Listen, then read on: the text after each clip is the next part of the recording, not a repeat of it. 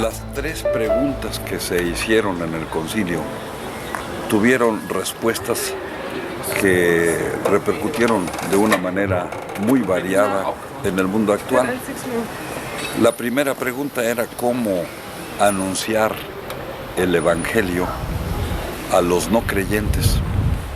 Planteamiento típicamente europeo, porque en América Latina, como diré enseguida, el planteamiento era diferente, pero de todas maneras esto fue muy importante.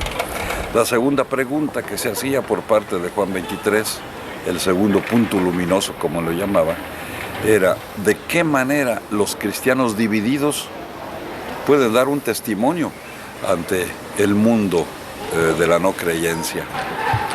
Y la tercera pregunta era de qué manera la iglesia se tiene que ubicar ante los pueblos en vías de desarrollo, o sea, ante la pobreza estructural. La primera pregunta, cómo anunciar el Evangelio a los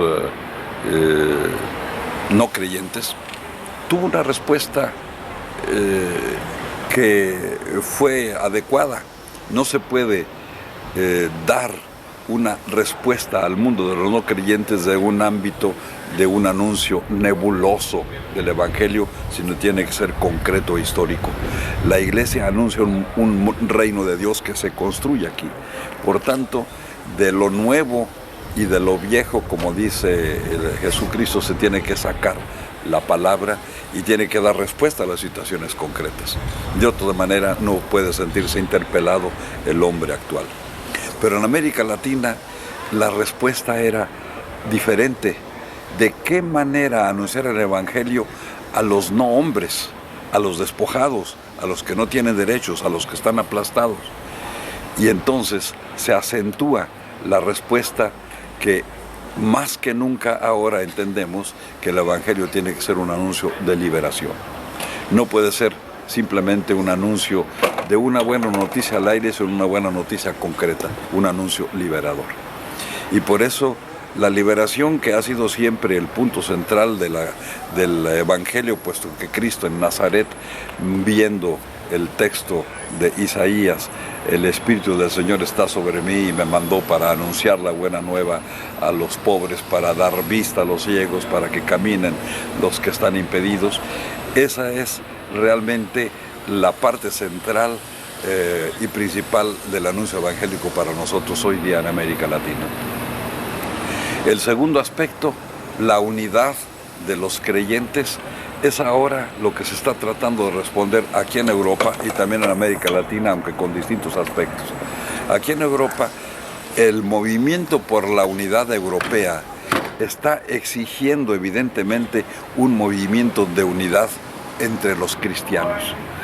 Aquello que decía el concilio, de qué manera ser testigos si estamos desarticulados o desunidos, es lo que ahora se está tratando de responder aquí para entrar en un diálogo fructífero con los pueblos asiáticos y africanos presentes en este continente, o sea, el tercer mundo presente en el primer mundo.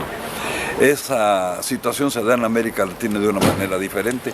La emergencia de los indígenas aplastados, 500 años hace dominados, y donde se les impuso la manera de vivir una religión después del anuncio evangelizador y su conversión, hace que haya habido simplemente iglesias dominadas, iglesias aplastadas, no una iglesia emergiendo desde la propia situación concreta de los indígenas que habían descubierto también a Dios a su manera y se les había revelado en sus culturas, tal como el concilio habló, reconociendo que hay en todos los pueblos del mundo una semilla de Dios presente en las culturas, unas semillas del verbo presente en las culturas. El descubrir estas semillas del verbo y el anunciar, por tanto, un evangelio encarnado, reconociendo un proceso de salvación en los grupos indígenas, es el momento presente en América Latina.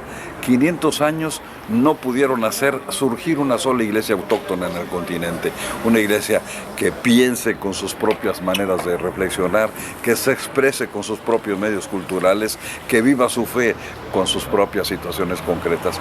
Esto es lo que ahora se genera y se prepara también un gran diálogo en el continente continente entre la iglesia y las religiones indígenas, o también una revisión profunda de los cristianos indígenas para vivir su fe dentro de su propia situación cultural.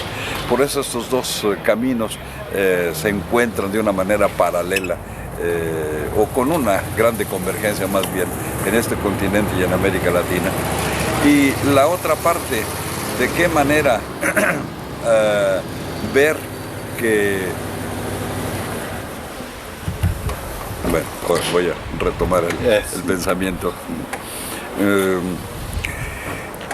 El tercer punto luminoso, que era de qué manera, por tanto, se puede dirigir la iglesia y ubicarse en el mundo de la pobreza, es uno de los puntos centrales fundamentales.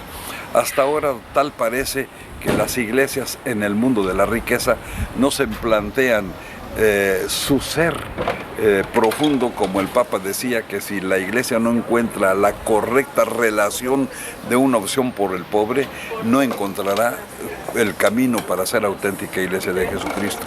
No son las iglesias que viven en el mundo de la pobreza las que deben hacer opción por los pobres solamente, es toda la iglesia, porque esta es una situación sustancial, es la pregunta fundamental que se nos va a hacer al fin del mundo.